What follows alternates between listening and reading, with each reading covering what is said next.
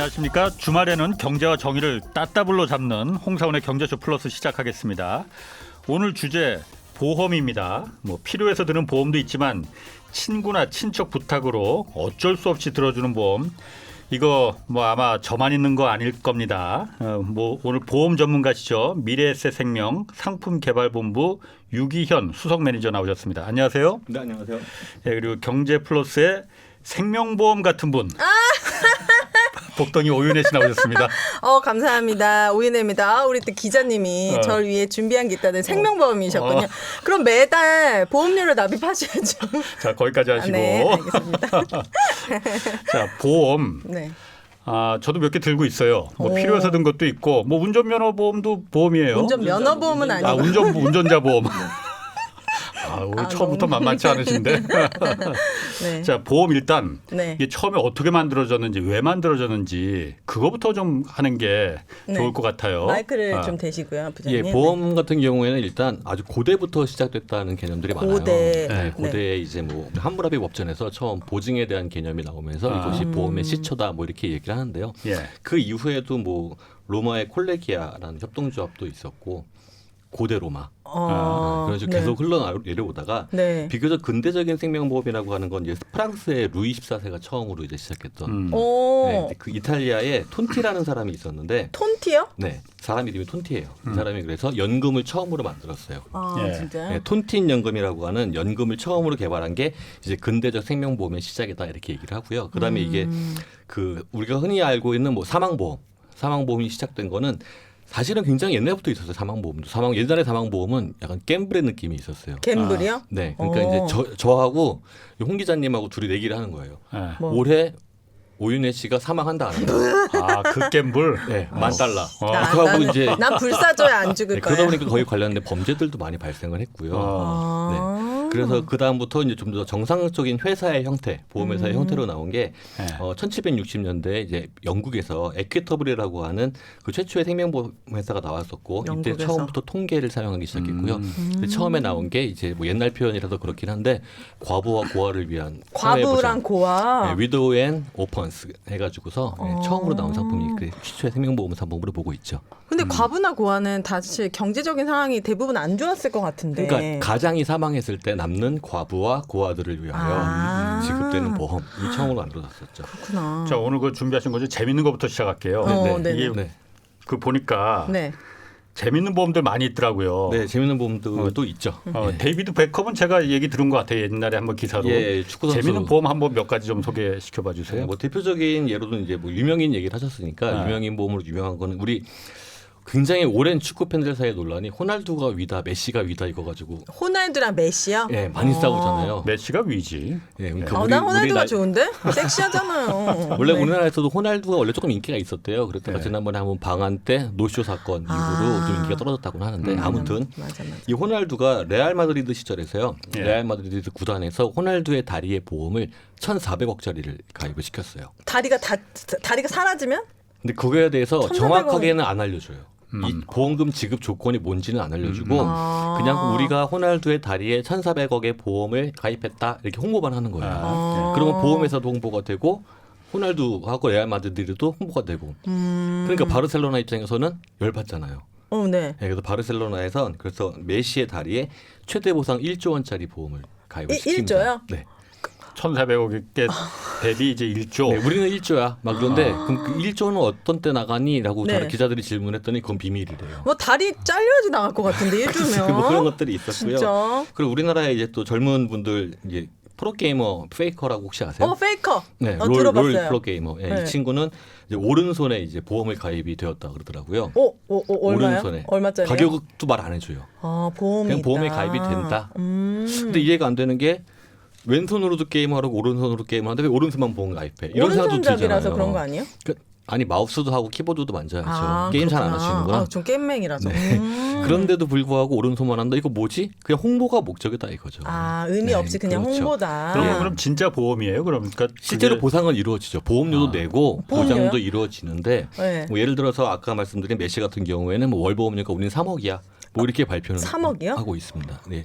하지만 그럼 정확하게 실제 보험금이 지급된 사례도 있었어요. 그럼 이렇게 막 제가 알고 있는 거로는 없어요. 없어요. 아. 아까 여기 제가 잠깐 준비된 자료 보니까 네. 네. 줄리아 로버츠 그 영화 배우 있잖아요. 네. 네, 걔는 이제 미소의 자기 뭐? 미소. 미소보험이라고도 네, 그러니까 미소보험이 뭐야 도대체? 그러니까 들리는 말 저도 뭐 정확하게 못 웃게 되면 주는 모르겠는데요. 건가? 이제 줄리아 로버츠가 웃을 뭐지? 때 이 입이 좀 크고 엄청 보조개가 싹 들어가고 되게 예쁘잖아요. 네. 그런데 그래서 만약에 입에 장애가 발생해서 웃을 네. 수 없게 되거나 보조개가 맞네. 발생하지 않으면 그때 보험금을 지급하겠다. 얼마나 이런 것도 들었어요, 있었어요. 줄리아 로버츠는? 그것도 금액은 저도 확실하게 모르겠어요. 저도 보험 하나 들어갔네요. 아니 그러니까 들을만 하네. 네, 줄리아 저- 로버츠보다 빠질 게 뭐가 있어, 윤혜 씨가? 네? 생명보험이잖아요, 저는. 우와, 그런 식으로 그런 상품은 그 사람만을 위해 존재하는 거죠. 그렇죠. 이건 이제 키퍼슨 보험이라 그래가지고요. 특별하게 키퍼슨. 네 마케팅을 목적으로 딱 한 건의 계약만 이루어져요. 그밖에 좀 재밌는 보험이라면은 예를 들어 운동 경기 같은 거 할 때 예를 들어 우리 예전에 2002년도에 그 월드컵 할 때 우리나라가 4강 올라가면은 뭐 결승 올라가면은 경품으로 뭘 지급하겠다 이런 것들 네. 막 가전사나 이런 데서 막 걸었었잖아요. 예. 그런 것도 다 보험 가입해요. 아. 그러니까 우리나라가 4강에 올라갈 확률이 몇 프로가 되니까 얼마 안 되니까 보험료 조금 내고 만약에 4강에 올라가면은 보험금 받아서 그걸 경품을 지급하는 거예요. 그렇구나. 근데 실제로 4강을 올라갔으니 네. 보험회사는 손해를 많이 보게 되는 거죠. 아. 예, 그런 케이스들도 있습니다. 약간 도박 같다, 이런 그러네. 거는요. 도박 같네요. 확률로 이루어지는 거니까 그것도 그렇죠. 제가 오신다고 해서 네. 근데 사실 저도 네, 보험이라는 게 사실 제가 필요해서 드는 거는 그렇죠. 제가 봤을 때는 운전자 보험, 운전면허 보험 아니고 운전자 보험밖에는 저는 제가 필요해서 제가 자발적으로 든 건 그거밖에 없는 네네. 것 같아요. 나머지는 사실 제 후배나 친척들이 네. 아내분께서 많이 들어놓으셨다는 소문. 사망 보험 위주로 많이 가입하는 거죠. 그런 경우 사실 굉장히 많거든요. 네, 그렇죠. 이거 맞아요. 저만 해도 이거 해약해야 되나 말아야 되나 그런데 그러니까 보험을 아. 이제 해지를 해야 되느냐 말아야 되느냐, 내가 지금 가지고 있는 이 보험을 해지하는 게 좋냐 안 해야 되느냐 이런 거에 대한 기준 같은 질문을 거. 사실상 굉장히 많이 받아요. 굉장히 네. 많이 받는데 예. 일단은 보험을 해지를 고민하실 때에는 먼저 정말 이게 나한테 필요한 보험이 맞는가라는 거 먼저 생각을 그걸 하셔야 돼요. 모르겠어요. 약관을 읽어도 모르겠고. 그거를 왜 모르지? 이게 왜냐면은 병이라는 게 걸릴 수도 있고 안 걸릴 수도 있고 네. 뭐 그러니까 보험 드는 거죠. 그래요? 그럼 그렇죠. 해지에 고민을 왜 하세요? 그냥 계속 근데 갖고 가는 거지. 고민되는 이유가 이런 게 있어요. 예를 들어서 나는 뭐 암에 걸릴 것 같다는 생각은 안 하는 사람이 있어. 예를 들어. 근데 암보험을 너무 크게 가입을 해놓은 거예요. 보통 암보험은 5만 원만 하면 가입할 수 있을 텐데 이 사람은 막 30만 원씩 가입을 해놨어. 네. 이런 경우들도 있어요. 네. 이런 경우라면 약간 좀 그 부분을 줄이는 게 맞겠죠. 계속해서 가져가는 것보다는 조금 줄이는 게 유리한 경우도 분명히 있습니다. 그런데 네. 보험도 이제 뭐 저축성 보험도 있고 뭐 보장성 보험도 있는데 네. 사실상 거의 모든 보험이 중도에 해지를 했을 때 이익이 되는 경우는 사실상 별로 없어요. 그렇지. 네. 그건 뭐 당연한 걸 겁니다. 네, 그건. 그렇죠. 근데 본인이 필요 없는 보험을 그런데 지인의 부탁으로 이렇게 가입하신 경우들이 있거든요. 근데 이런 경우도 있어요. 내가 지금 해지하면 손해가 너무 커져. 네. 그래서 필요 없는데 계속해서 돈을 내서 좀 더 환급금을 늘리겠다 뭐 이런 생각을 하는 분들도 사실은 종종 있습니다. 그래서 제가 그래서 윤혜 씨한테 재미없을 수도 있어요. 네. 퀴즈 하나 드릴게요. 네. 윤혜 씨가 어떤 보험에 가입을 했어요. 네. 1년 동안 총 1,000만 원을 내기로 했어요. 네. 그런데 1년 만에 해지를 하면 90%밖에 안 준대요. 저한테 환급을 90% 네, 네. 해준다고? 네. 900만 원을? 네. 네. 그런데 1년을 더 내요. 네. 그럼 총 2천만 원을 냈잖아요. 네. 그럼 95%를 주고 1년을 또 더 내서 3년을 내면은 97.5%를 돌려준대요. 네. 3년 가입하면 네. 네. 그럼 돌려주는 폭이 점점 커지죠. 네. 그럼 이걸 계속 유지하는 게 좋을까요? 아니면 해지하는 게 좋을까요? 저는 유지할래요. 애매하네. 네. 이제 이게 보험도 뿐만 아니라 이게 약간 수학 숫자에 대한 장난이에요. 네. 자, 아까 제가 1,000만 원 하면은 90% 준다 그랬죠. 1년에. 네. 그 얼마 손해 봐요? 100만 원. 그러면은 2천만 원 내고 95%면 얼마 손해 보이게요? 얼마? 계산이 2,500만 어렵죠. 원. 1,900만 원을 1,900. 지급받으니까 100만 원 손해 봐요. 네네네. 똑같네. 3년을 내서 3천만 원을 내고 97.5%면은 2,900만 원이에요. 똑같이 똑같네. 100만 원 손해를 보는 거예요. 예. 그러면 3년 유지하는 게 낫잖아요. 어차피 100만 원 손해인데. 마찬가지지. 아니 왜냐면 3년 동안 내가 보상받을 일이 생길 수도 있잖아요. 그 보장받을 저축성 보험이나 이런 걸 이야기하고 있는 거니까 난 이 보험이 필요 없어. 해지를 할 거야라고 하는데 해지를 하는 데 있어서 시간이 지나면 환급금이 늘어나는 것 때문에 계속해서 납입을 한다. 이것은 이렇게 좋은 아이디어는 아닐 수 있다라는 거죠. 그래서 우리 투자할 때 보통 손절 이런 얘기 많이 하잖아요. 자기가 가지고 있는 보험이 네. 괜히 가입한 보험이라고 생각이 되고 네. 좀 효용이 떨어진다. 그럴 경우에는 차라리 해지를 해서 네. 다른 뭐 보험 상품을 가입하거나 아니면 다른 금융 상품을 가입하는 게 이익이 되는 경우도 분명히 있습니다. 아. 그건 좀 수학을 잘해야 되는 건가? 그러게요. 아까 그 얘기 들어보니까 네. 저도 당연히 3년 지나면 3년. 97.5%니까 시간이 그렇게들 지날수록 생각 많이 환급금이 하시죠. 더 늘어나는구나 그렇게 네, 생각했는데 네. 손해 보는 건 똑같네. 네, 그렇죠. 실제로 그럼 보험 상품 설계가 다 그렇게 돼 있습니까? 그러면? 그렇지는 않아요. 아. 그냥 숫자로서 예를 들어 드릴 것이고 이게 또 일정 기간이 지나면 우리 그런 얘기 많이 하죠. 보험 초기 예약하면 손해 많이 본다. 예. 초기에 사업비 때문에 많이 네, 그렇죠. 근데 이 사업비라는 걸 생각을 해보면요. 예를 들어서 우리가 종신보험에 가입을 하면은 네. 예를 들어서 30살에 종신보험을 가입을 해서 이 사람이 뭐 100살까지 산다 그럼 70년 동안 보장을 받는 거잖아요. 네. 근데 이 사람이 70년 동안 보장을 받으니까 이 사람에게 이 보험 상품을 유지하는 데 들어가는 비용도 사실은 70년 동안 네. 발생을 할 거예요. 네. 하지만 이것은 보험료는 20년밖에 안 내잖아요. 20년 납입의 100세 보장이라고 했을 때요. 그렇죠. 네. 그러니까 이 뒤에 단에 발생할 사업비까지 미리 전부 미리 차감을 내는 해야 거죠. 되고 20년 동안. 네, 그리고 우리 흔히 말하는 이제 신계약비라고 말해요. 신계약비요? 신계약비 이제 보험 상품을 처음 가입하는데 발생하는 비용들 예를 들어 뭐 담당하는 채널에 판매 채널에 대한 수수료라든가 아니면 뭐 증권 발행 비용 뭐 이런 것들 있잖아요. 이런 것들은 사실상 이 보험 상품은 이 고객이 보험료를 20년 동안 낼 것을 예상해서 네. 책정을 해서 그거를 첫 해년도에 다 쓰게 되죠. 처음에 가입할 때 쓰니까 다. 네. 그런데 고객이 20년 동안 보험료를 내지 않고 중간에 해지를 해버리면 네. 보험에서는 이 사람이 20년 동안 낼 것을 예측해서 이만큼 신계약비를 미리 썼는데 매번 내면 예를 들어서 그래서 한꺼번에 100만 원을 미리 떼놨다. 네. 그래서 이 사람한테 한 달에 2만 원씩 우리가 50번에 나눠 받을 거야 이렇게 생각하고 있었는데 이 사람이 1년 만에 해지를 해버리면 우리는 24만 원밖에 못 받아냈고 76만 원이라는 돈은 사실 안 낸 거잖아요. 네. 그러면 이 돈을 한꺼번에 빼고 나머지만 돌려주는 거예요.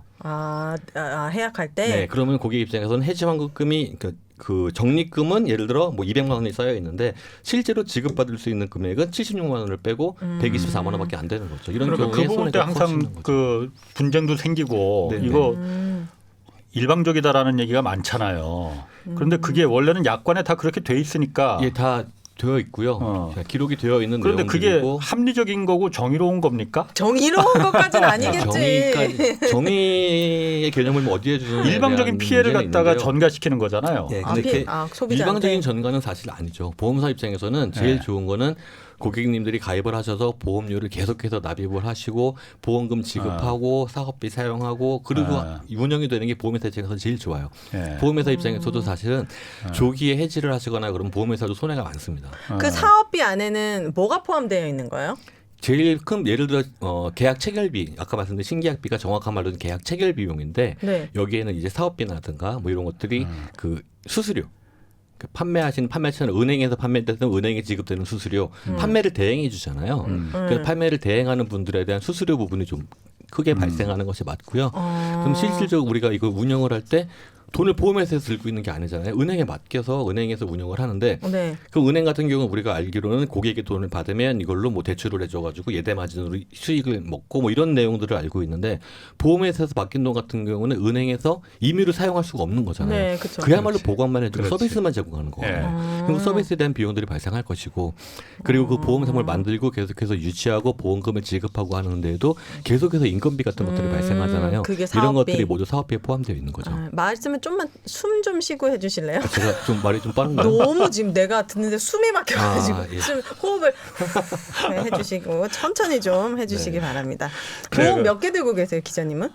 한 3-4개 들은 것 같은데 안 그래도 지금 제가 그래서 그거 물어보려고 해요. 네. 아까 자기가 필요 없는 보험들도 분명히 드는 경우 있을 저도 수 있죠. 저도 뭐 종신보험도 들고 있고 다 네. 누구 부탁으로 들어준 거거든요. 아 네. 진짜요? 근데 그 보험 제 이제 친척들이나 후배들 말하는 거 보면은 보험 영업은 휴머니즘이다라고 정의를 하더라고요. 네. 들어주는 거다. 정에 의해서 정에 호소해야만이 이게 영업이 된다라고 이제 얘기를 해요. 그러다 보니까 사실 안 들어줄 수 없거든요. 네. 저 보험 하나만 들어주실래요? 이분 되게 인정이 약하시구나. 그런 것 같아요. 그러니까 오. 그런 경우에 그런 보험을 네. 매멸차게 그냥 끊어버려야 되는 건지 아니면 이거 계속 하나 들어줘도 어쨌든 뭐 그래도 뭐 도움이 나쁘진 되는 걸 않은지? 거 아니야라는 뭐든 생각도 보험이라면 도움이 될 수 있다. 예. 보험사에 계신 분들 입장에서 생각하지 마시고 네. 냉정하게 네. 그런 경우 어떻게 하는 게 맞습니까? 냉정하게 끼는 게 맞아요? 아니면은 저 보험 상품을 만약에 가입을 하는 데 있어서는 사실상 저는 예. 지금 일반 고객분들도 더 신중하셔야 된다고 생각을 해요. 어떤 부분에서요? 아까 말씀드린 것처럼 만약에 가입해서 필요 없는 거를 가입했다가 그냥 해지를 해버리면 보험사도 손해를 보고 고객도 손해를 보고 보험사도 손해를 다 손해를 보는 보는군요. 거거든요. 그건 그래요? 마이너스 게임이에요. 나만 손해 보는 것 같던데 보험사도 손해 봐요? 보험사도 손해가 발생을 해요. 네. 네, 그래서 네. 뭐 이런 얘기까지 해도 되는지 모르겠는데 우리 예를 들어서 뭐 이런 보험 대리점이라든가 이런 데 판매를 대행해 주면 우리가 수수료를 지급을 하잖아요. 네. 그분들 같은 경우에 최소한 2년 이상 유지가 돼야 돼요. 만약에 안 되면은 그 환급해 가요? 예, 환수가 발생을 해요. 아. 그런데 그것도 또 전액 환수가 안 되는 거잖아요. 그쵸, 그럼 그쵸. 보험회사도 손해 보고 설계사도 손해 보고 고객도 손해 보고 이런 좀 깝깝한 구조로 되어 있어요. 그리고 또 아까 제가 보험 가입 때 신중해야 되는 이유 중에 하나는 예를 들어 지인이 부탁해서 뭐 10만 원짜리 보험 하나 들어줄게 뭐 이런 건 개념 자체를 저는 좀 경계해야 된다라고 생각을 하거든요. 지금 가입하려고 하시는 보험이 월 10만 원, 20년 납 보험 뭐 이렇단 말이에요. 네. 그럼 그거는 2,400만 원짜리 상품. 그쵸. 그냥 10만 원짜리가 월 아니야. 한 달에 10만 원짜리를 20년 20년. 납부면은 2,400만 원짜리 되는 지금 건가? 차 한 대 사주는 거예요. 굉장히 고가의 상품을 어. 20년 할부로 구입을 하는 건데 그렇죠. 이걸 그냥 그래 네가 부탁하니까 내가 하나 해주지 뭐 이런 개념 자체는 예. 말도 안 저는 되지. 좀 위험한 개념이 아닐까 어. 좀 돈을 막 쓰시는 것 아닌가 이런 생각들을 좀 많이 하고 있습니다. 근데 자기가 어떤 보험이 필요한지를 아는 게 중요한 것 같아요. 그래서 그 네, 그렇죠. 보험을 만약에 이 친구가 네. 나한테 소개를 한다면 가입을 해도 되는데 그냥 나한테 필요하지 않은지도 모르는 채 그러면은 조금 힘든 상황인 것 같아요. 그러니까 그 지인이라고 하더라도 사실 그 지인분들이 그냥 가서 너 친한 친구니까 하나 들어달라 그래 이런 식으로 교육을 받고 나가진 않거든요. 사실은 상품에 친구가 대한 없는 사람이 있을 수 있어요. 아, 그렇게 대한 교육 안 받아요? 그렇게 교육도 교육 다 받을 것 받고. 같은데? 아 그렇지 않습니다. 아. 네, 그 전문 금융 전문인으로서의 기본적인 교육들을 다 받아요. 그럼 그분하고 상담을 할 때에도 나는 네가 말하는 이런 보험보다 이런 게 있으면 차라리 이런 걸 가입하겠어라고 이야기를 할 수 있어요. 예를 들어 와서 뭐 종신보험 하나 가입해줘 이렇게 얘기를 했는데 나 종신보험 그 전에 가입한 거 있는데 근데 이 친구한테 내가 근데 꼭 뭐 하나 해주고 싶을 수도 있잖아요, 사실은. 네, 그러면 나는 그럼 이런 사망보장 말고 좀 단기로 가져갈 수 있는 저축보험 없어? 혹은 뭐 연금으로 받을 수 있는 연금보험 없어? 그런 상품들을 한번 권해달라고 다시 한번 부탁을 하시는 것도 맞는 것 같아요. 겨우 보험을 들어주라는 거네요. 근데 내가 하나도 필요 없어. 그러면 가입을 안 하는 게 맞죠. 맞아요. 네, 가입을 안 하는 게 맞아요. 자, 그 요즘 논란 많습니다. 네. 논란이라기보다는 실손보험. 실손보험이요? 이거 관심 있는 분들도 많고 병원 가면 항상 먼저 물어보는 게 실손보험 있느냐 있으세요? 없느냐 그거부터 네네. 물어보거든요. 네. 그래서 뭐 어차피 저희는 그 제가 기자 입장이다 보니까 네.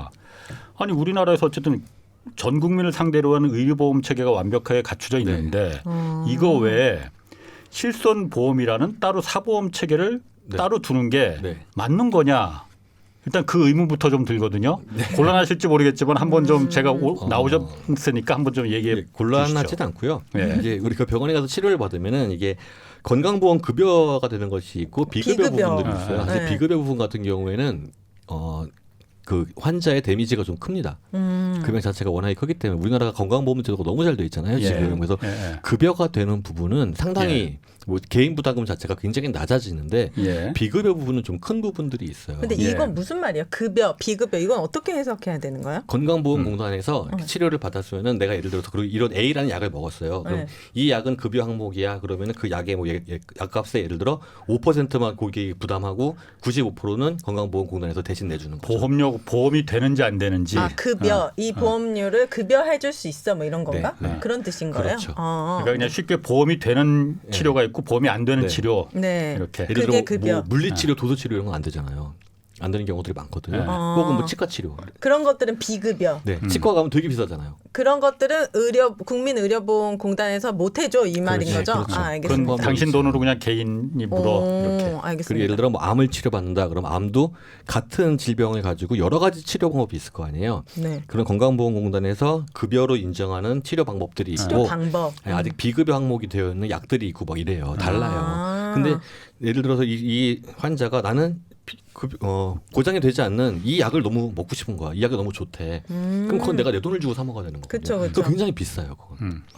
예, 그런 경우도 이제 병원에서 정식으로 처방받고 하게 되면은 실손의료비 보험에서는 보상을 해주는 거죠. 일부러 비급여의 약이라든지 그런 수술이 비용을 일부러 비싸게 받는 것도 있나요, 병원에서? 병원에서 그런 경우는 사실 요즘에는 거의 없어졌어요. 예전에 내가 지금 그거 물어보려고 그래, 했는데. 우리 통했다.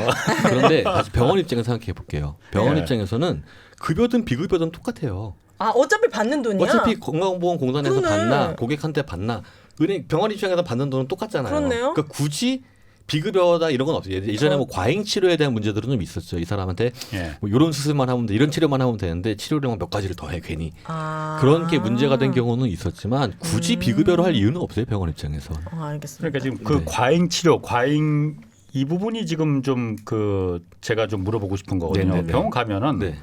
자, 당신 이제 팔이 지금 제가 테니스 치다가 만약 팔을 다쳤어. 네. 그러면은 건강보험공단에서 이제 보험으로 치료받을 수 있는 급여 네. 치료는 이런 건데 네. 혹시 실손보험 갖고 계세요? 그러면은 네. 아, 이거보다 훨씬 더 좋은 네. 돈은 좀 많이 들지만은 그 치료가 있는데 그거 한번 받아보시죠. 어차피 보험료로 다 됩니다. 네, 네. 그런데 그러면은 제가 물어보거든요. 아니 그러면은 보험료로 커버되는 그 급여가 되는 그 치료는 건강보험으로 그러면은 커버되는, 이거 치료가 네. 안 되는 겁니까? 그랬더니 네. 치료가 안 되는 건 아니죠. 그렇지만 이거로 하면 더 뭐 좋아질 수 있어요. 그게 바로 과잉 치료 아니냐. 그리고 그게 결국은 모두에게 피해를 주는 의료행위 아니냐라는 저는 문제의식을 갖고 있거든요. 예, 뭐 제가 의사가 아니기 때문에 정확히 그 치료는 좋고 이 치료가 더 좋아 뭐 이런 거 말씀드릴 수는 없는데 예. 비급여 치료 항목 중에서 사실상 새로 개발된 신약 뭐 새로 개발된 치료 방법 이런 것들이 많아요. 그러니까 이게 예. 물론 좀 좋을 수도 있겠죠. 그런데 아까 말씀하신 것처럼 실손보험 가입해 있어? 그럼 비급여 항목 이걸로 치료받자라고 한다면은 실손보험에 내가 낸 보험료보다 받는 보험금이 더 커질 거 아니에요. 네. 그럼 보험회사 입장에서는 우리 고객들이 내는 보험료보다 보험료를 우리가 예를 들어 뭐 1억 원을 받아가지고 올해는 뭐 9천만 원 정도가 보험금으로 나갈 거야라고 예상을 했는데 이렇게 비급여 치료를 많이 받음으로 인해서 2억 원, 3억 원이 될 수도 있잖아요. 지급된 네. 돈이. 네. 그럼 보험회사 입장에서 너무 손실이 크죠. 네. 그럼 그 다음번에 갱신을 할 때 보험료를 많이 높이게 돼요. 그러니까요. 그 10,000원씩 내던 보험을 우리도 2만 원씩 내야 되는 비급여 치료를 받지 않았던 사람들도 많은 피해를 보이는 이런 일이 발생하거든요. 네. 그러다 보면 보험료도 많이 오르게 되고. 그러니까요. 그래서 이번에 제4세대 실손보험이라고 만들어진 거는 네. 그걸 분리를 시켜놔요. 4세대가 뭐예요? 그러니까 이게 4세대. 1세대, 2세대, 3세대, 4세대 이런 식으로 계속해서 실손보험도 발전을 해오는데요. 이번에 만들어진 4세대 보험 같은 경우에는 그러니까 건강보험을 급여 보장, 비급여 보장으로 애초에 분류해서 네. 비급여 보장은 내가 받고 싶은 사람은 돈을 더 내고 가입하게 되어 있어요. 근데 그러니까 실손은 거의 비급여 집중한 거 아니에요? 건강보험의 급여되는 것만 하더라도 사실상 어느 정도 보상이 필요하긴 하거든요. 아, 공짜는 아니잖아요. 병원에 갔을 때. 그러면 급여된 거를 청구할 수 있는 거니까. 네, 그렇죠. 실손에. 그래서 그렇게 되면은 비급여 보장은 나는 안 받아도 돼라고 생각하시는 분들, 우리 기자님처럼 막 손해 보는 네. 거 아니야? 이런 분들은 네. 그냥 건강보험 급여되는 부분만 주기약만 가입을 하시게 되면 보험료가 상당히 저렴해지겠죠. 그 대신에 나는 비보장까지 다 받을 거야 이런 분들은 보험료가 되게 비싸질 거예요. 그리고 또 달라지는 게 이런 경우에 이제 앞으로는 보험료를 따로 책정을 해요. 보험금을 많이 받아간 분들은 할증이 많이 되고 이렇게 해야 돼. 네, 이렇게 나는 건강 급여만 할 거야라고 해서 보장도 별로 안 받았어. 난 10년 동안 한 번도 안 받았는데. 저 같은 경우에 작년에 병원에서 7,000원 썼더라고요. 7,000원. 원. 네, 실손보험 되게 비싼 거 가입돼 있거든요. 7,000원 썼어요. 그러니까요. 자, 근데 막 어쨌든. 할증은 똑같이 되는 네, 거잖아요. 그러니까 이제 이런 분들은 이제 오히려 할인을 해주는. 할인이요? 방식. 네,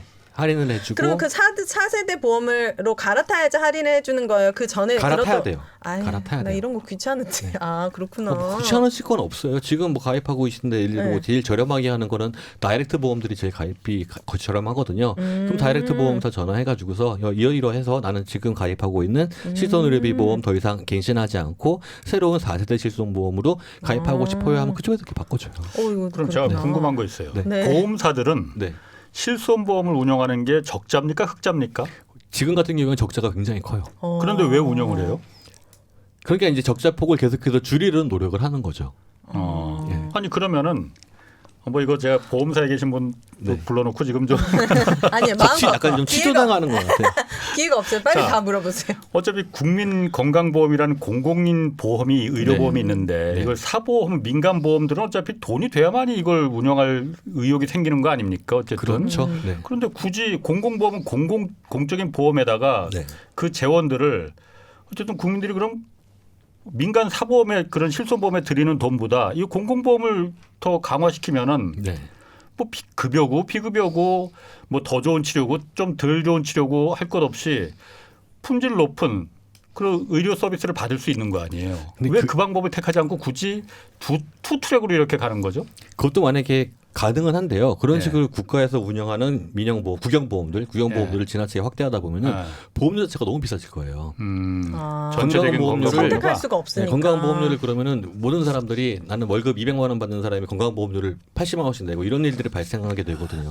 그러면 사실 그런 분들은 가입을 못하는 일도 그치, 생길 그치. 수 있잖아요. 약간 미국처럼 네, 미국도 그래서 그렇잖아요. 국영보험은 가능하면 작은 금액으로 운영해서 꼭 반드시 최소한의, 필요한 것들을 커버할 수 있게 하고 이것보다 더 추가적인 것들은 이런 민영보험을 통해서 너희들이 추가로 보장을 받아라라는 식으로 서로 국가와 민간이 나누어져서 역할을 담당한다라고 보시면 됩니다. 저는 그 실손보험의 이런 점의 장점도 있는 것 같아요. 예를 들면은 실손보험은 다른 중대질환에 비해서 청구할 일이 많잖아요. 병원에 가면 바로 청구할 수 있으니까. 그러면 청구를 해서 내가 돈을 받으면 아 보험금이 좀 이렇게 유용하구나. 그러면 좀 큰 질병에서도 보장을 받을 수 있겠다는 생각이 드니까 자연스럽게 다른 보험에 대한 관심도 생길 수 있는 것 같거든요.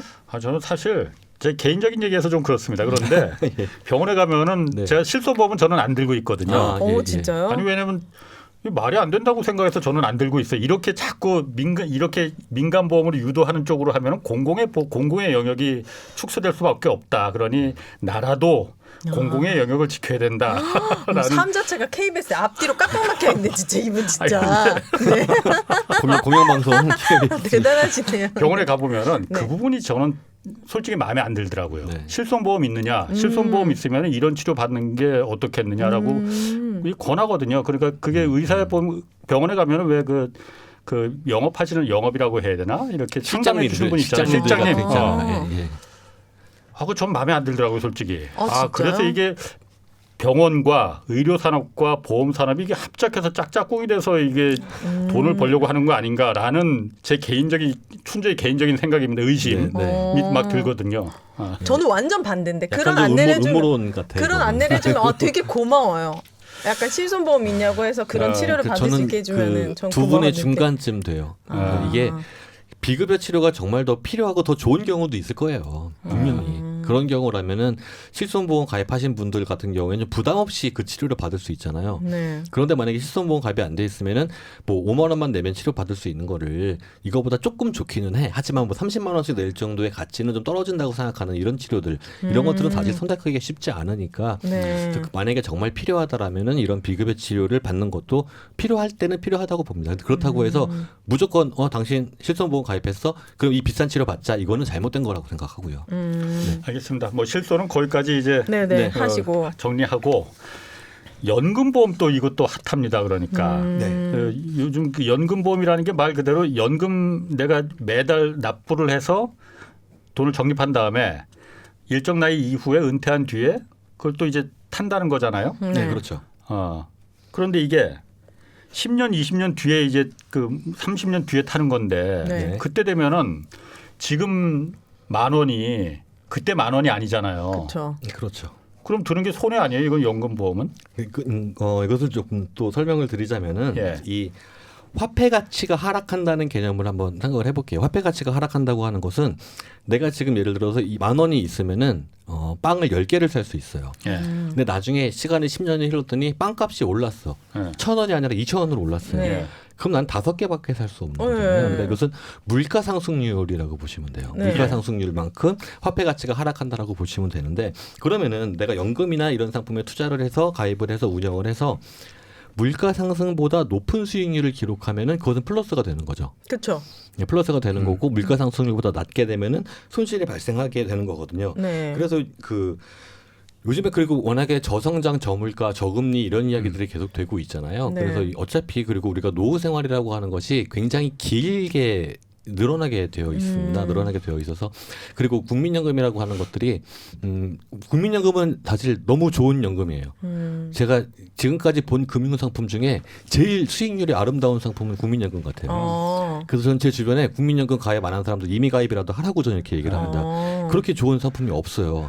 그 원래 처음에 80년대 그 신군부가 설계할 때 워낙 말도 안 되게 좋게끔 설계를 해서 그때는 거의 불법적으로 좋았어요. 그거는 말도 안 되는. 그때는 이제 그때 전두환 씨가 제일 잘한 게 그거라고도 얘기했었어요. 그때는 좀 빨리 돈을 모으려는 이제 그런 목적도 좀 있었던 것 같고 그다음에 약간 좀 변해서 지금은 많이 떨어졌다고 하는데 그래도 여전히 좋은 상품이에요. 근데 국민연금도 생각을 해보면은 지금 현재 1969년 1월 1일 이후 출생자 같은 경우는 연금 개시 시점이 65세입니다. 네. 근데 우리 평균적으로 보통 퇴직 몇 살에 하는 것 같으세요?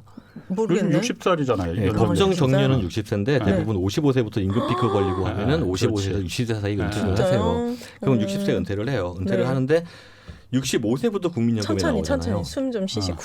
밖에서 네. 지금 네. 지금 난리 났어. 지금 지금 좀 입에- 천천히 하시라고. 빨리 돌리기. 너무 하고 싶은 얘기가 많아요. 그래 천천히 시간, 하는 네. 알겠습니다. 시간 드릴 테니. 네. 그래서 그렇게 되면은 내가 연금을 받지 못하는 구간이 생기잖아요. 누가요?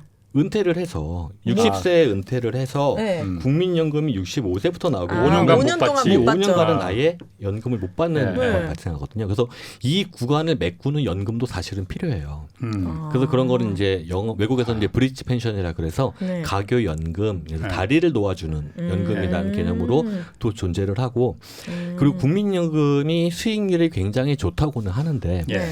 수익률이 굉장히 좋다고 하는 것은 내가 낸 돈 대비 수익률이 좋은 것이지 네. 국민연금만 받아서 나의 노후가 풍요롭고 풍족하진 않아요. 그렇죠. 물론 그럴 그렇죠. 수는 네. 없겠죠. 물론 그래서 그렇죠. 거기에 네. 플러스 알파는 스스로 만들어야 되는 거거든요. 네. 그래서 그것을 플러스 알파를 만들기 위해서 우리가 퇴직연금이라든가 아니면은 개인연금들을 추가로 가입을 하는 거고요. 아. 그리고 개인연금 같은 보험사에서 판매되는 개인연금의 가장 큰 장점 중에 하나는 종신형 연금들이 존재한다는 게 장점이에요. 죽을 때까지 준다고요? 네, 그렇죠. 일반적으로 연금 펀드라든가 아니면 은행에 가서 가입하는 연금 저축 이런 상품들은 연금의 지급 기간이 정해져 있어요. 그래서 이게 뭐 20년간, 뭐 25년간 이렇게 정해져 네. 있는데 그럼 보험사에서 종신연금은 죽을 때까지 주는 연금이잖아요. 네. 그럼 보험사에서 연금을 지급을 할 때 지금 60세인 사람이 연금을 개시하면 평균적으로 몇 살까지 살 것이다라는 예측을 하겠죠. 네. 예를 들어 뭐 85세까지 살 거야라고 하면은 85세까지를 계산을 해서 이 사람이 60세 시점에 쌓아놓는 돈을 25년 동안 나누어서 85세까지 지급을 해야지 이렇게 마음을 그렇지. 먹고 연금액을 정한단 말이에요. 네. 평균 수명이 막 늘어나. 막 100살까지 살아요. 100살까지 살아. 150살까지 살아. 네. 네. 그럼 어떻게 해요? 계속 줘요. 그럼 사망할 일찍 때까지. 죽으면은 일찍 죽으면 그만큼 손해를 보는 거죠. 내가 66살에 죽어서 그럼 가족이 받을 수도 없는 거야? 그게 두 가지가 있어요. 그러니까 그것도 보증이 안 되는 게 있고 연금을 가입할 종신연금을 가입할 때 보증 기간을 정할 수도 있어요. 보증 기간은 뭐예요? 내가 중간에 사망을 하더라도 최소한 10년은 주세요. 내가 가족한테는. 중간에 사망하더라도 예를 들어 내가 60세 연금 개시해서 요즘에 최장 100살까지 나와요. 100세까지. 100세까지는 무조건 지급해 주세요라고 죽더라도? 하면은 유족한테 지급이 되죠. 똑같은 퍼센테이지로? 네, 똑같은 금액이 나가요. 아까 물어보셨던 게 그거잖아요. 물가 상승, 화폐 가치 떨어지는 거. 그럼 네. 이거랑은 어떻게 저희가 이해하면 되는 그러니까 거예요? 화폐 가치가 떨어진다고는 이야기를 하지만 네. 첫 번째로 물가 상승률보다 높은 수익을 기록한다면 화폐 가치보다는 금액의 상승이 크니까 이익을 보는 부분이 존재하고 그리고 이런 식으로 연금을 받는 기간이 늘어남에 따라서 발생할 수 있는 이익도 있고 그렇지 않으면은 요즘에 워낙에 뭐 저금리 시대니까 뭐 변액보험처럼 투자를 통하여 투자 수익률을 획득하게 되면은 물가 상승률보다는 높은 수익을 얻을 수도 있고 예, 이러한 방법들을 통해서 나의 연금액을 늘려가는 노력을 계속해서 해야 됩니다. 해야 됩니다. 그 연금보험할 때 처음에 그러니까 자기가 그 65세 이후에 네. 60살 이후에 네. 얼마를 받겠소 이렇게 자기가 계산을 정하는 거예요? 그렇죠. 금액을 정하는 거죠. 잠깐 그러면은 그때 화폐 가치가 어떻게 될지 네. 그걸 내가 어떻게 알고 그럼 그냥 모르죠. 그건. 모르니까 그냥 찍는 거네 그냥. 내가 납입할 보험료만 정하는 거예요. 예. 나는 뭐 10만 원 낼 거야, 예. 50만 원 낼 거야 이렇게 하고 연금을 개시하는 것도 그런데 60세에 연금 개시한다 뭐 이렇게 얘기하는 분들이 많고 65세 연금 개시한다 이렇게 얘기하는 분들이 많은데 네. 예. 제가 이제 은퇴 설계를 많이 하고 이제 은퇴 관련돼서 뭐 외부 강의도 많이 나가고 해요. 그래서 질문하면서 본인이 그럼 왜 60세에 은퇴한다고 생각하세요? 왜 65세에 은퇴할 거라고 생각하세요? 라고 이야기하면 명확한 이유는 없어요. 그렇죠. 다들 그때쯤 하니까. 대충 그때쯤 이렇게 네, 되거든요. 네. 근데 만약에 가입을 해서 난 연금 65세에 시작할게요 라고 했는데 이분이 55세에 은퇴를 할 수도 있잖아요. 그렇죠, 예. 그렇죠. 네. 아니면 65세에 은퇴 안 하고 법정 정년 바뀌어가지고 70세가 될 수도 있잖아요. 네. 그렇기 때문에 가입할 때 처음에 세팅은 뭐 65세로 해놓더라도 연금 개시 이전에 연금 개시 시점을 바꿀 수 있어요. 아, 시점을 네, 그래서- 금액도 달라지겠죠, 당연히. 달라지겠죠. 그러니까 아까 제가 예를 든 것 중에 65세로 연금 개시를 하지 않고 70세에 연금을 개시한다. 그 연금액이 확 커져요. 우리 국민연금도 마찬가지예요. 그렇죠. 국민연금도 늦게 받을수록. 65세 딱 받지 않고 뒤로 밀어서 받게 되면은 훨씬 더 고령연금이 커지거든요. 역시 일반 연금도 똑같이 이런 식으로 연금 개시하는 시점이 뒤로 갈수록 좀 금액이 커지고 이익 보는 부분이 있으니까 내가 소득이 있을 때는 굳이 연금은 안 받아도 되잖아요. 예, 그렇죠. 그러니까 예, 그런 식으로 해서 연금 개시 시점도 같이 조절은 할 수 있습니다. 자기가 조절할 수 있다. 이게 네. 내가 연금을 들 때 65세부터 받고 싶어요. 그러면 매월 얼마 받을 수 있을지도 이렇게 알 수 있나요? 가입할 때? 이게 그 예시표가 나오긴 나와요. 네. 예시표가 나오는데 그 예시표가 정확히 맞지는 않습니다. 왜냐하면은 지금 판매되는 상품들이 예전처럼 확정금리형 상품들이 없어요. 아, 대부분 다 변동금리형 그리고 그러네. 투자 수익률 이렇게 되니까 네. 우리가 근데 고객들이 선택을 할 때 어느 정도 기준점은 줄 수 있어야 되잖아요. 네. 그러니까 예를 들어 뭐 수익률이 지금 현재 시장이율 뭐 2.25%일 때 혹은 마이너스 1%를 기록했을 때 네. 혹은 뭐 3.375%를 기록했을 때 연금액은 이 정도 됩니다라고 보여드리지만 대략적으로. 실질적으로 내가 연금을 받을 때에는 2.25%가 꾸준히 20년 동안 나진 않았을 거 아니에요. 당연히 금액은 달라졌겠죠. 네. 금액이 커지면 그만큼 커진 연금을 받는 것이고 금액이 줄어들면 그만큼 줄어든 연금을 받게 되는 거죠. 아까 왜 말씀하실 때 변액보험 잠깐 얘기하셨잖아요. 네네. 그 한때 그것도 유행했었어요. 그런 거 네. 보험 네. 상품 중에 하나로. 네네. 근데 이게 제가 잘 모르겠거든요. 이게 네. 무슨 펀드하고 무슨 다른 점이 있나 그 점도 들고 네. 변액보험 일단 뭐예요? 이게? 맞아. 그 아까 설명드린 것처럼 이 모든 보험 상품에는 이율이라는 게 존재해요. 이율. 네. 이 이율을 어떤 방식으로 결정하느냐에 대한 문제들이 항상 보험 상품에 따라옵니다. 그러니까 가장 대표적인 게 아까 말씀드린 것처럼 확정금리형. 보통 예정이율이라고 얘기하고요. 네. 그 변동금리형, 공시이율이라고 얘기를 합니다. 그리고 투자 수익률을 적용받는 변액보험. 네. 이것을 보험회사가 상품을 만들 때 이 세 가지 방법 중에 한 가지를 선택해서 상품을 만들어요. 그런데 변액보험 같은 경우에는 이런 공시이율이나 확정금리가 아닌 투자 수익률로 선택을 하는 거죠. 네. 그래서 변액보험 상품은 뭐 펀드랑 비교해서 어때요? 이런 얘기 많이 하시는데 그냥 보험 상품이에요. 그러니까 종신보험을 만드는데 예전에는 확정금리를 썼다면 네. 투자 수익률을 적용하는 종신보험을 만들자. 그게 변액 종신보험이고 자자, 거기서 일단 제가 따라가지 못하겠어요. 네. 네. 투자 수익률에 따른 종신보험이라는 게 어떻게 가는 게 투자한 만큼 그 수익률을 돌려받는다는 거 아니에요? 그럼 그게 펀드지. 그게 어떻게 환급금이 보험이에요? 달라진 개념이죠. 그러니까 이게 아, 보험료 얘기하면 굉장히 어려워지고 청취자분들이 재미없어 하실 수는 있는데 네. 이제 보험 상품이라는 게 굉장히 장기 상품이잖아요. 네. 그리고 보험료를 내는 기간은 짧아요. 네. 그래서 보험료를 다 낸 다음에 뒤에 받을 보장에 대한 부분들을 내가 미리 보험료를 내놓는 개념이거든요. 그렇지. 네. 그럼 미리 내가 내놓은 보험료는 네. 이게 수익이 날 거예요. 분명히. 미리 내놨으니까. 그걸 보험사들이 굴리니까. 보험사들이 운영을 하니까. 아. 근데 보험사들이 그걸 운영을 할 때 예. 그냥 일반적으로 확정금리를 적용할 수도 있고 공시이율을 적용할 수도 있지만 그 돈을 주식이나 채권에 투자하여 수익을 굴렸을 때. 발생시킬 수도 있거든요. 네. 자, 그래서 수익이 잘 났다고 가정을 해볼게요.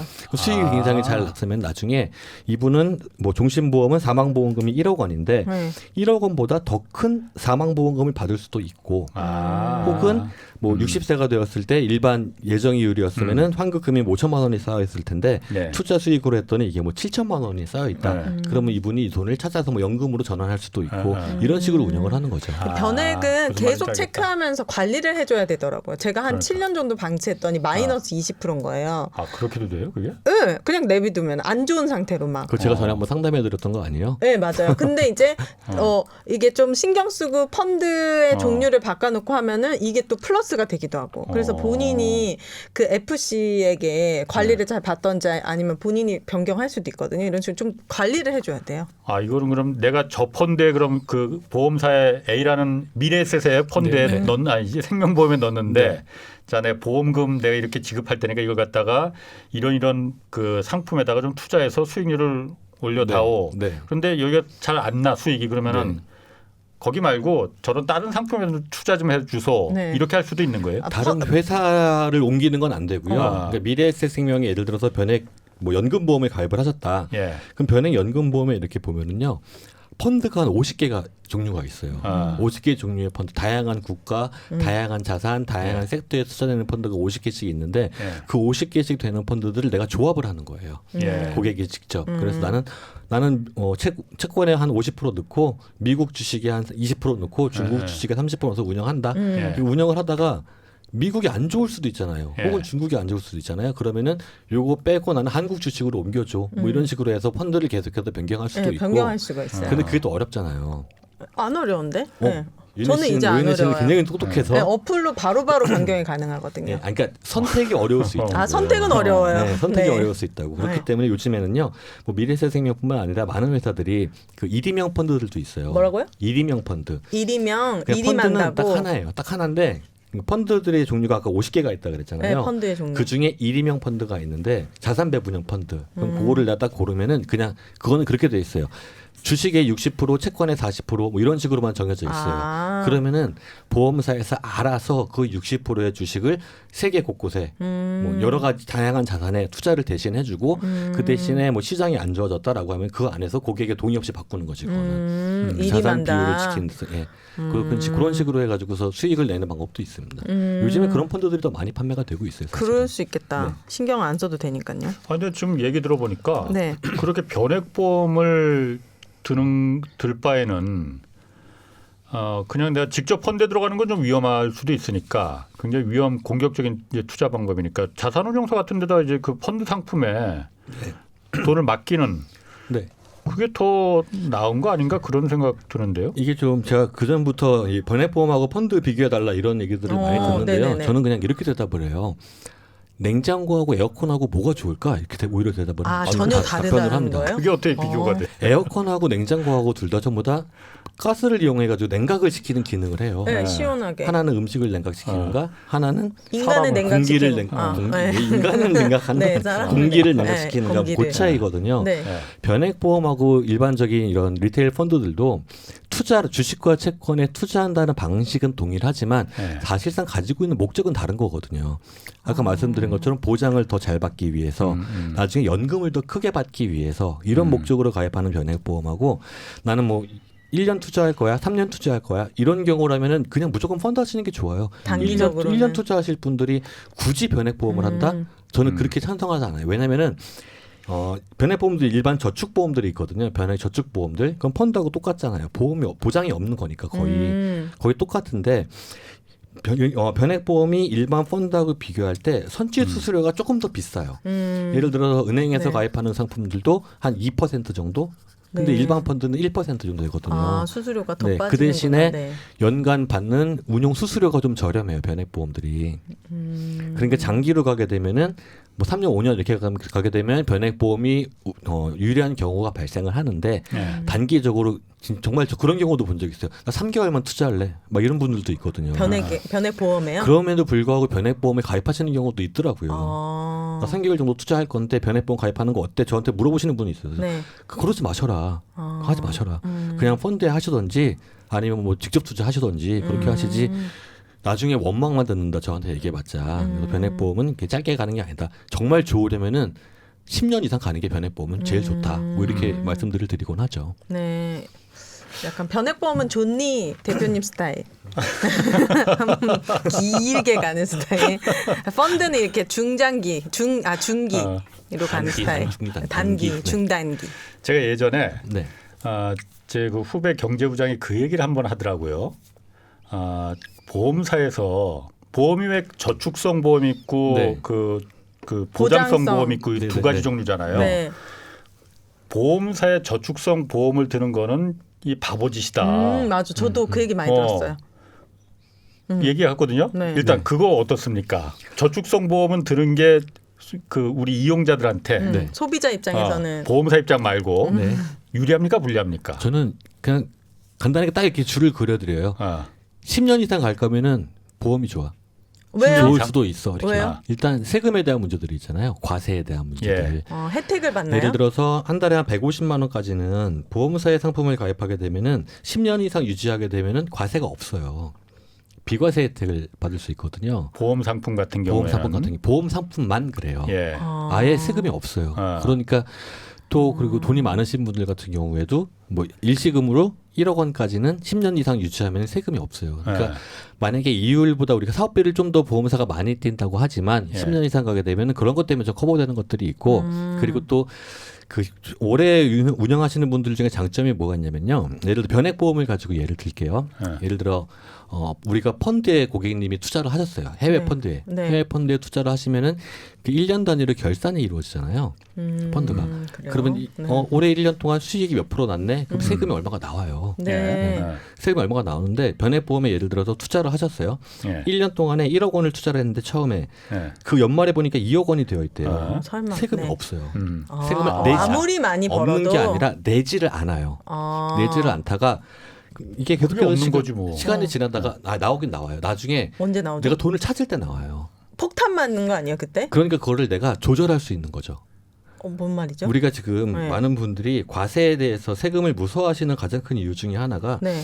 우리 초과 누진세율 때문에 그래요. 종합과세. 예. 종합과세. 그러니까 내가 근로소득도 있고 뭐 임대소득도 있고 그렇지. 그런데 이자소득까지 올라가면 이게 누진세율이 예. 초과 누진세율이라는 게 얼마 이상 경과하면 세율이 올라가는 이런 거거든요. 네. 그래서 난 딱 맞춰놨는데 8,800만 원에 맞춰놨는데 갑자기 적금에서 수익이 나서 펀드에서 수익이 나가지고 내가 1억 이상의 연봉자가 되어서 세금이 확 올라가는 경우가 예. 있어요. 네. 있죠. 그럴 때에는 그냥 원금까지만 찾으시면 돼요. 변액보험에서는. 아. 돈을 안 찾고 그냥 놔두는 거지 펀드에. 그리고 내년에 또 찾고. 나중에 내년에 찾아도 되고 아니면 연금보험 같은 경우에는 한 5년 10년 지나가지고 그때부터 찾아도 되고. 그런 방법이 그렇게 있다 활용할 이거구나. 수 그렇죠. 있다. 그건 이제 과세이연이라 그래서 이거는 미국 애들이 원래 굉장히 많이 하던 거예요 예전부터. 네. 미국도 이제 노후에 연금 받을 때는 세율이 되게 낮아지거든요. 예. 네, 그런 방식들 택하죠. 그런 면에서는 그러니까 세금까지. 그 이 저축성 보험을 드는 게 네, 좋을 수도 있고. 좋을 수도 있다라는 네.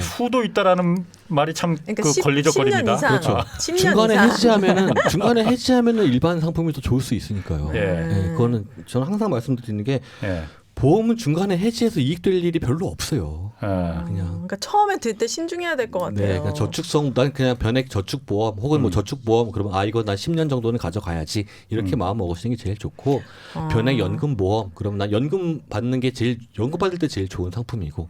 변액 유니버셜은 뭐예요? 그거 우주 유니버셜은 유니버셜. 무슨 왜 이름을 그렇게 지어? 유니버셜이 뭐 광범위한 이런 뜻이잖아요. 아 그래요? 네, 그러니까 보험의 기능은 단순히 보장뿐만 아니라 입출금이 가능하다는 의미에서 유니버셜이라는 이름들을 써요. 아 입출금이 가능하면 유니버셜이에요. 그러니까 뭐 변액보험에 투자해서 수익 많이 나면 돈 조금 찾아가지고 쓸 수도 있고 나중에 또 여유자금 생기면 한꺼번에 넣기도 하고 네, 그런 기능들을 이야기합니다.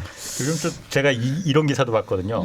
요즘 젊은 10대, 20대들한테 네. 종신보험을 이제 그 가입하라고 하는 거예요. 네. 종신보험이라는 거는 말 그대로 죽어야 나오는 보험이지 그렇죠. 않습니까? 근데 네. 이거 저축성이다. 어머나. 이렇게 속여서 말도 안 돼. 하는 사람이 있다고 하거든요. 네. 그건 제가 딱 그건 잘못된 거죠, 그러니까. 단정적으로 말씀드릴게요. 잘못된 겁니다. 그 진짜 사기치는 거지. 저축성 없는 거죠, 어. 이거는 종신보험. 종신보험에 저축 기능이 있다라고 이야기하는 네이버에 사전 네. 보시면은요 저축 기능을 가지고 있다라고 써 있어요. 사실은 그럼 네이버가 잘못한 건가, 그거? 아니요. 그건 경제사전적으로도 맞아요. 왜냐면은 예. 아까 말씀드렸다시피 고객한테 뒤에 낼 보험료를 미리 받아서 우리가 이자를 붙여놓는다 그랬잖아요. 예, 예.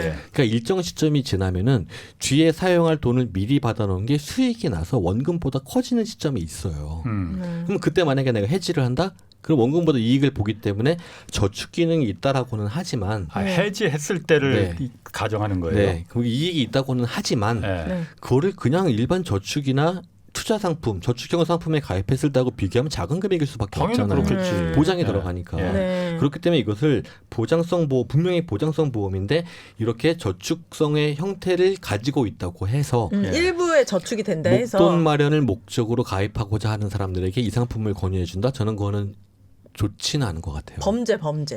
뭐 범죄죠. 제가 경찰이 아니기 때문에 법관이 아니기 때문에 이거 범죄야 이렇게 얘기하기는 좀 그렇지만 잘못된 거잖아요. 좋지는 고객 입장에서 생각할 때 좋지는 않은 것 같아요. 네. 그러면 그 지금 유 부장님은 네. 보험 전문가시잖아요. 네. 어떤 보험을 그럼 뭐 보험을 들고 계시 보험이 엄청 많으시더라고요. 엄청나게 이거. 많죠. 그러니까 저 같은 경우에는 그리고 그 전에 월급보다 더 많은 거 아니에요 보험료가? 상품 기획하고 뭐 개발하고 마케팅하는 과정에서 이제 이 상품의 장점은 뭘까 이런 걸 제가 앉아서 연구해가지고 막 교육도 하고 하다 보니까 예. 이렇게 연구를 하다 보면은 너무 좋은 거야 이게. 나부터 가입을 해야 될 것 같아요. 약간 사이비 종교 같은 거 아니에요? 거기에 그렇지 빠져 않고요. 있으면 다른 그래서 게 안 가입한 보이는. 보험들 지금 제가 그래서 분명히 물어볼 줄 알고 적어왔어요. 네. 네. 종신보험 가입했고요.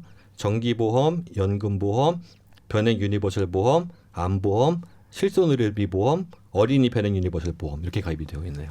아. 네. 그러면- 물론 자동차 보험 가입되어 있고. 이 그런 보험 가입 시 꿀팁을 좀 알려주시면 안 될까요? 보험이 없으신 분들이라던가 아니면 꼭 이런 보험은 있어야 되고 하는 것들 최소한으로만. 이제 그런 것들도 있어요. 이제 보험을 가입을 할 때 가장 대표적인 게 연금보험하고 보장성 보험, 그러니까 보장보험과 저축보험, 연금보험과 종신보험이 가장 대표적이라고 보시면 돼요. 연금보험과 그런데 종신보험. 사실 우리가 노후를 준비하는 게 중요해요. 아니면 내가 갑자기 가장 입장에서 사망했을 때 우리 가족들에 대한 보상이 필요할까? 이 둘 중에 뭐가 중요하냐라고 물어보면은 저는 대답하기가 너무 어려워요. 다 사람마다 곤란하지. 다르니까. 나는 근데- 어쨌든 노후가 더 중요할 것 같은데. 그렇다고 둘 다 하기는 부담스럽고. 너무 부담스러워요. 네. 부담스럽기 때문에 그럴 때 좀 고민을 좀 많이 해보셔야 될 것 같아요. 에? 그러니까 딱 뭐가 좋다고 말하기 힘든 것 같아. 물론 왜? 이제 요즘에 그래서 나오는 보험 상품들 중에서는 보장성 보험으로 가입을 했다가 이걸 나중에 저축성으로 바꾸는 상품도 있어요. 그러니까 예를 들어 변액 유니버설 종신 보험 이런 상품들은 네. 맨 처음에 가입할 때는 변액 유니버설 종신 보장형 이렇게 쓰여 있어요. 네. 이렇게 해서 납입을 하면은 이건 종신 보험이에요. 네. 죽을 때 받아야 되는 보장을 거구만. 쭉 받다가 근데 이 아까 제가 말씀드렸다시피 자녀나 그 자기 와이프에 네. 대한 책임 때문에 그런데 네. 예를 들어 아이가 장성을 했어요. 이미 네. 결혼했어.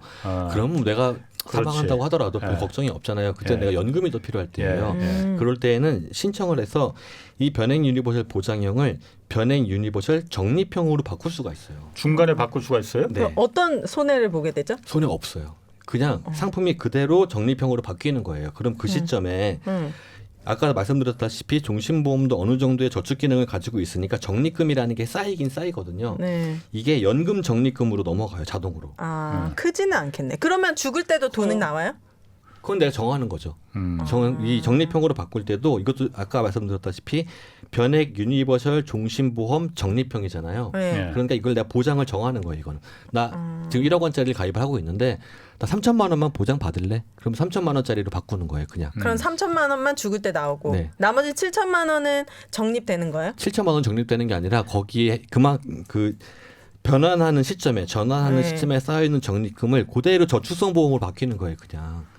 그 다음부터는 이게 저축성으로 바뀌었기 때문에 네. 나는 언제든지 연금으로 하거나 해도 손해 볼 일이 없는 거죠. 그래서 저는 요즘에 그 노후 준비와 사망 보장과 이걸 사람들이 한꺼번에 상품 2개 가입하기 힘드니까 이거 네. 하나 가입해서 전환하는 방식을 택하는 것도 좋은 방법이 될 수 있다 이렇게 이야기를 하고요.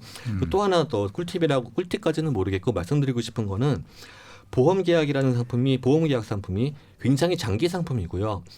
요즘에 나오는 상품들은 굉장히 다양한 기능들이 많아요. 그러니까 고객들이 쉽게 생각할 수 없는 예를 들어 변액보험 상품에서 펀드 자동 재배분 이런 거 모르시잖아요. 펀드 리밸런싱. 네, 그런 기능도 있고 별걸 다 왜 이렇게 똑똑해지죠? 보험 전문가신 것 같아요. 네. 네네. 혹은 뭐 깜짝 놀랐네. 보험료에 대한 분할 정리 뭐 이런 기능들이 있어요. 그 밖에도 뭐 펀드 변경이라든가 아니면 아까 말씀드린 것처럼 보장형을 적립형으로 바꾼다거나 이런 다양한 기능들이 있는데 고객분들께서 이거를 가입할 때 다 100% 기억하시지 못하거든요. 어떻게 기억하겠어요? 관리해줘야 돼요. 진짜. 누군가의 관리가 필요한데요. 네. 그런데 보면은 그 내가 가입할 때 상품을 설명해준 설계사가 이직하거나 퇴직하는 이미 경우도 없더라고요. 있고, 네. 은행 가서 가입을 했는데 담당했던 PB가 다른 지방으로 이직하거나 그럴 때에는 그냥 나 담당자 없어졌네. 그렇게만 생각하지 마시고 보험사에 요청하시면은 상담해줄 수 있는 담당 설계사를 다시 지정을 해드립니다. 알겠습니다. 그래서 예. 거기까지 꾸준한 오늘 관리 시간 때문에 거기까지 네네. 하겠습니다. 지금까지 미래에셋생명 유기현 수석 매니저 그리고 경제쇼의 생명보험 오윤혜 씨였습니다. 네. 자, 주말에는 경제와 정의를 따따블로 잡는 홍사원의 경제쇼 플러스 오늘 여기서 마치겠습니다. 고맙습니다. 감사합니다. 감사합니다.